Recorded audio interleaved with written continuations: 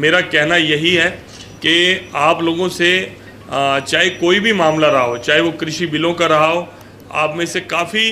पत्रकार भाई, मीडिया के बंधु खुलकर सामने आए, जिन्होंने खुद अध्ययन किया कृषि बिलों का और उसका पक्ष उन्होंने रखा, और विपक्ष में जो भ्रम फैलाया जा रहा था उसका जवाब मैंने खुद एनडीटीवी पे देखा है, एक रजत शर्मा जी का देखा है। और मतलब ऐसे जो माना जाता था कि शायद ही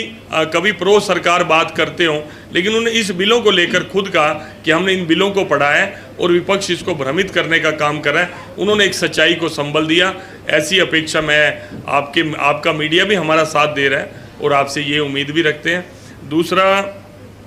अपनी पूरी ताकत से मैं आपके माध्यम से कहना चाहूँगा कि भारतीय जनता पार्टी का कार्यकर्ता पूरी दिल से, शिद्दत से इस काम में लगा हुआ है और आमने सामने का चुनाव है। कई बार लोग हमें करते हैं कि लगातार हुड्डा साहब 3 बार यहाँ से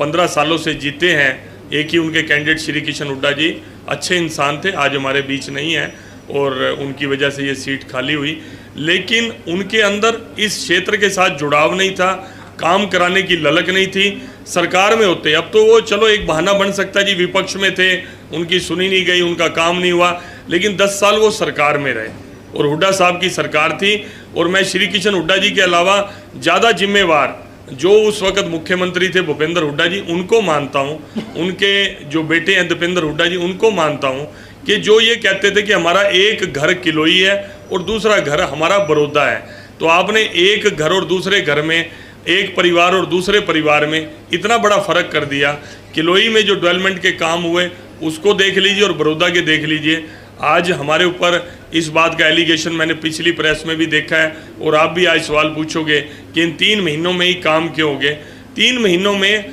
आप जब तक कनेक्टिविटी नहीं रखेंगे, मैं 2-3 महीने से यहाँ लगातार बड़ौदा में आ रहा था, यहाँ के लोगों के मैं संपर्क में था और मुझे बड़ी खुशी है कि जैसे मैं करनाल और पानीपत के लोगों के साथ जुड़ा हुआ हूँ, उसी तरह की कनेक्टिविटी मेरी बड़ौदा के लोगों के साथ भी होगी। बहुत ही स्ट्रेट फॉरवर्ड है। मैं कल एक चैनल है खरी खरी, मेरे से वो हमारी एक बहन थी, इंटरव्यू ले रही थी, तो मैंने उनको कहा थोड़े से लहजे में कि जैसे आपके चैनल का नाम है खरी खरी, ऐसे इस क्षेत्र के लोग भी अपनी बात खरी खरी कहने वाले हैं, साफ बात कहते हैं, स्ट्रेट फॉरवर्ड कहते हैं, लेकिन जिसका भी साथ देते हैं वो दिल से देते हैं। और मुझे लगता है कि इस बार यहाँ के लोगों ने मन बना लिया है कि हम भावनात्मक और हमारे को भावना पैदा करके कई बार हमारे से वोट ले लिए, लेकिन हमारे बड़ौदे का भला करने वाला कोई नहीं आया। तो हमारा विश्वास जो लोग मुझे कन्वे करते हैं आपके बैठने से, आपके काम करने की शैली से, और हमें लगा कि अगर बात सही ढंग तक सरकार तक पहुंचती है तो वो इम्प्लीमेंट होता है वो काम, उसका रिजल्ट आप देख सकते हैं कि आज जगह जगह विकास के कार्य शुरू हो रहे हैं और अगली प्लानिंग्स भी हैं, चाहे आईएमटी की बनी हो, चाहे जनता बुटाना की यूनिवर्सिटी का मामला बना हो, चाहे हैफर्ड की मिल का बना हो, चाहे जो पानी की निकासी नहीं होती थी, खेत डूबे रहते थे, उन खेतों से पानी की निकासी का रास्ता बनाना। और मैं समझता हूँ कि 54 में से आधे गाँव में पीने के पानी भी मैं समझता हूँ साफ पानी उपलब्ध नहीं था, रोड कनेक्टिविटी का तो बुरा ही हाल था। तो वो सारे काम अब स्टार्ट हुए और उम्मीद बंदी है, काम काफ़ी लोगों ने दिए और लगभग 3000 काम दिए, लेकिन समाज भी समझता है, लोग भी समझते हैं कि ये 10-15 दिनों में, महीने में ये काम करने सारे संभव नहीं थे। वर्क आर्डर भी जारी करने हैं, उनकी फिजिबल रिपोर्ट भी बननी है, तो लेकिन उनको एक विश्वास जम गया कि फर्स्ट फेज़ में इतने अच्छे काम शुरू हो गए, सेकंड फेज़ के काम भी चिन्हित कर लिए और थर्ड फेज़ के काम भी चिन्हित कर लिए हैं। तो ये है, और आज हमारा गठबंधन चुनाव लड़ने जा रहा है और मजबूती से लड़ने जा रहा है, और आप सब लोगों से भी मैं सहयोग की उम्मीद करता हूं। और सीधा सीधा मैं चाहता हूं कि जिसको अपना गढ़ बनाकर हुड्डा साहब, या मैंने ये देखा है कि करते ही परिवारवाद की राजनीति है। आप राज्यसभा वाले चुनाव में देखो किस तरह जिद करके उन्होंने अपने जो